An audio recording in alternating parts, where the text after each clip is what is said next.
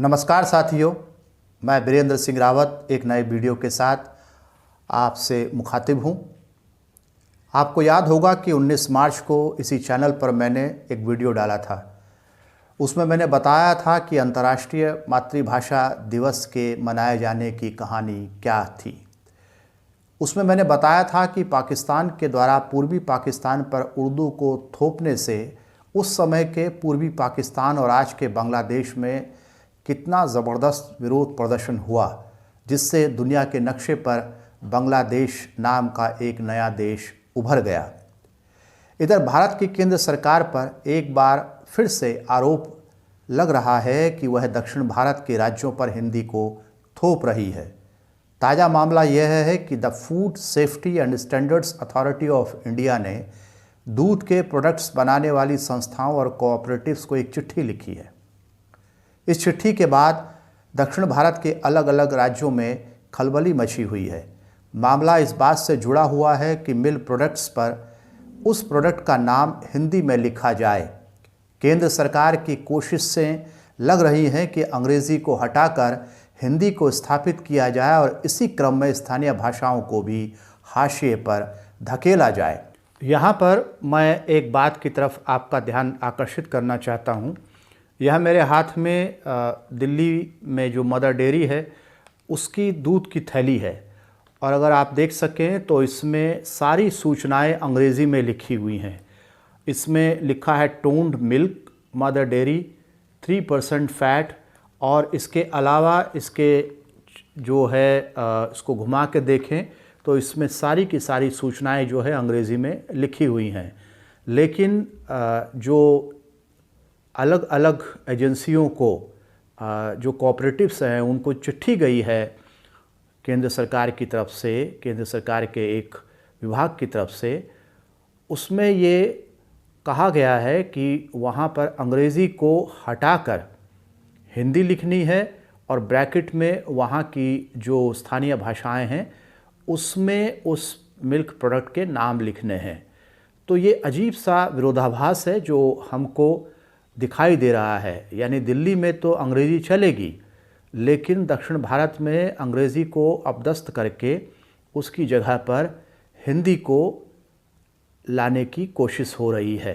तो इस बात को भी जो है नोटिस में रखा जाना चाहिए। हम जानते हैं कि भाषा का मामला लोगों की अस्मिता के साथ जुड़ा हुआ है। हम यह भी जानते हैं कि भाषा का मामला लोगों की भावनाओं के साथ जुड़ा हुआ है। भाषा का मामला रोजगार और खाने कमाने के साधनों के साथ भी जुड़ा हुआ है। ये जो ताज़ा मामला है इसमें कई एजेंसियां शामिल हैं, जैसे केंद्र सरकार, राज्य सरकारें, the Food Safety and Standards Authority of India, the Karnataka milk federation, Tamil Nadu Cooperative milk product producers federation, और इसके अलावा और अलग अलग राज्यों की बहुत सी जो एजेंसियां हैं और कोऑपरेटिव्स हैं वे इसमें शामिल हैं। आगे बढ़ने से पहले आप कुछ शब्दों पर गौर कीजिए। दही एक शब्द है, हिंदी में इसका प्रयोग होता है। मोसारू, कन्नड़ में दही को मोसारू बोला जाता है। ताइर तमिल में बोला जाता है, अगर मैं इसका उच्चारण ठीक कर रहा हूं तो।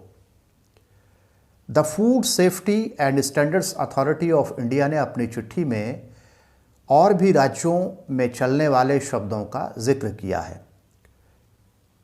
हिंदू अखबार की खबर के अनुसार the Food Safety and Standards Authority of India ने Tamil Nadu Cooperative Milk Producers Federation से कहा है कि वह दही के लिए अंग्रेज़ी के कर्ड की जगह दही शब्द का इस्तेमाल करें, और अगर वे चाहें तो ब्रैकेट में दही का तमिल पर्याय लिख सकते हैं। एक होता है ब्रैकेट में लिखना और दूसरा होता है ब्रैकेट के बाहर लिखना। जो शब्द ब्रैकेट के बाहर लिखा जाता है वही प्रोमिनेंट यानी प्रमुख होता है, वही सीखना होता है। लोगों से उसी के सीखे जाने की अपेक्षा होती है। जिन्हें ब्रैकेट के बाहर के शब्द को सीखने में परेशानी हो रही है फिलहाल उनकी सुविधा के लिए ब्रैकेट के बाहर लिखे गए शब्द के समकक्ष अर्थ देने वाला शब्द लिखा जाता है। यानी कि ब्रैकेट के बाहर अगर दही लिखा जा रहा है तो ब्रैकेट के अंदर स्थानीय जो अर्थ देने वाला शब्द है वह लिखा जाएगा। ब्रैकेट के अंदर लिखे जाने वाले शब्दों का महत्व और अस्तित्व बस इतना ही है कि वे जो ब्रैकेट के बाहर लिखे जाने वाला शब्द है यानी दही है उसकी मदद के लिए है। हिंदू अखबार ने लिखा है कि the Food Safety and standard authority of India के ज्वाइंट डायरेक्टर ने राज्यों को एक पत्र लिखा है। पत्र में लिखा है कि दही के साथ साथ स्थानीय भाषा के वह शब्द जो दही के लिए प्रचलित हैं उन्हें ब्रैकेट में इस्तेमाल किया जा सकता है। चिट्ठी को मैं कोट कर रहा हूं। In case of fermented products complying with relevant provisions of dahi any other designation prevalent regional common name may be used together with the term dahi in brackets on the label। अपने पत्र में उन्होंने उदाहरण देकर समझाया है कि दही को कहाँ लिखना है और दही के स्थानीय अर्थ देने वाले शब्दों को कहाँ लिखा जाना है।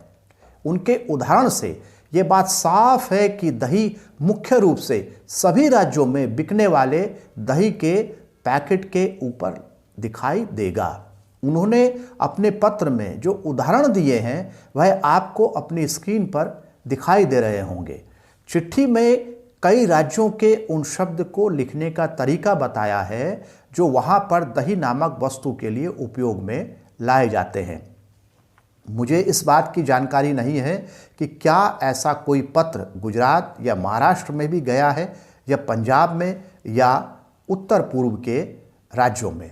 इतिहास में हम देख चुके हैं कि एक भाषा उर्दू के थोपे जाने के कारण पूर्वी पाकिस्तान में इतना बड़ा आंदोलन हुआ कि बाद में बांग्लादेश नाम का एक अलग देश ही अस्तित्व में आ गया। भारत में हम देख चुके हैं कि राज्यों का विभाजन भाषा के आधार पर करने के लिए 50 के दशक में आंदोलन हो चुके हैं। उन्हीं आंदोलनों के दबाव में उस समय की केंद्र सरकार ने राज्यों का विभाजन भाषाओं के आधार पर करना मंजूर किया था।